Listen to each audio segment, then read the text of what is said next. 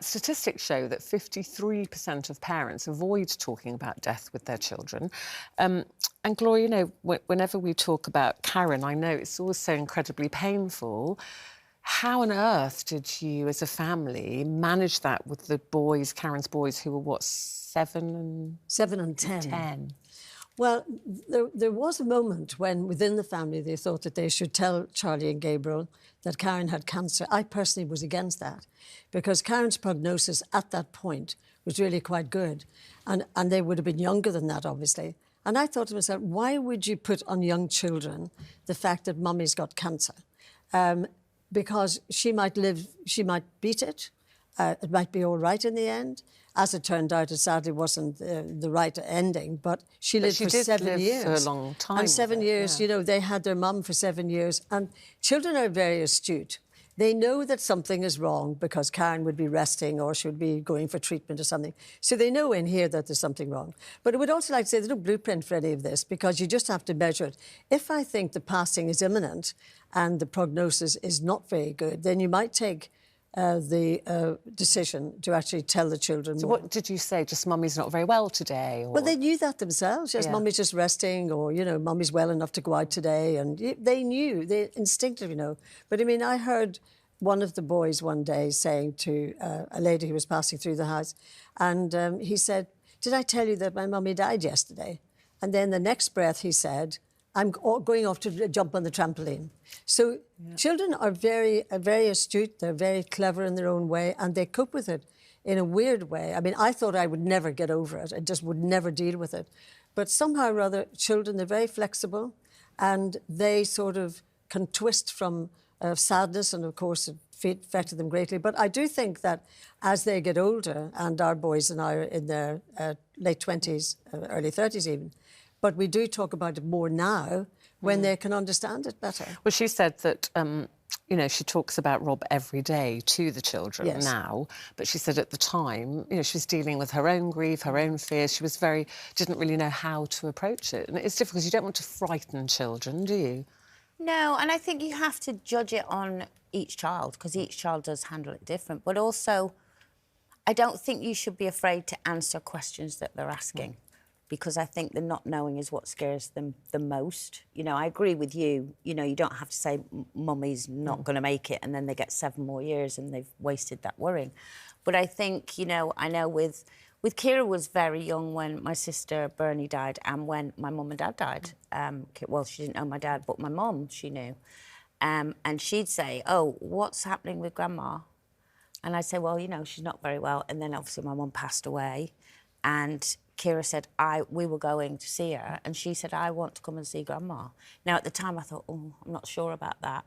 But actually, she took it better than any of us. And then she wrote a letter to heaven for her. Yeah.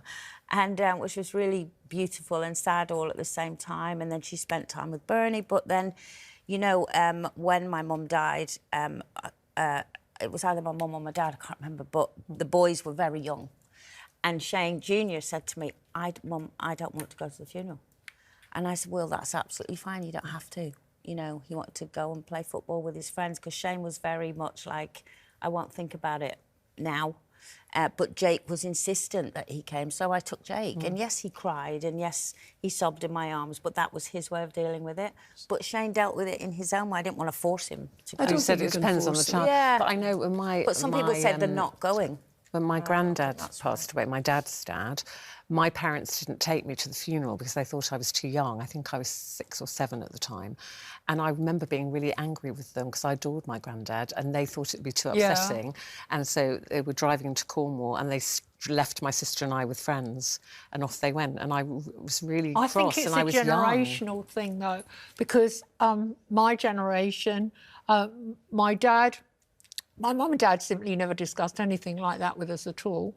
And then with my mother's Welsh relatives, I remember I was on LBC when my Welsh granny died, and I was really distressed because I'd spent all my summer holidays with my Welsh granny up to the age of 12 or 13 in her little cottage in North Wales, with her speaking Welsh, not speaking very much English, and she was a big part of my childhood. But I was not allowed to go to the funeral. It was almost like funerals are, well, parents were in control of that, and even at whatever age I was, by the time I was doing LBC, which was certainly my 30s, I was still not going to that funeral. And I think with my English granddad, who was also very close to me, I was not allowed to go to the funeral. Yeah, I think it was a standard thing that Yeah, parents you just did. thought, oh, it's but not how has right that for made kids. you feel about funerals? I have actually you thought hate about your funerals. own? It's actually really turned me off funerals. I think for some people, you might think a funeral is the right form of respect for someone that's passed, but for me personally, I find the whole funeral service absolutely not fit for purpose. I don't want a funeral. Say goodbye to you, Janet. You've got to have You one. lot can say goodbye to me with the party I'm going to put the money up for in my will. You can all come and celebrate me when I've gone. But what I don't want is a funeral. I absolutely, categorically don't want a funeral. I think it's not... I'll tell you what I want to say, just in finishing. I believe in a celebration now.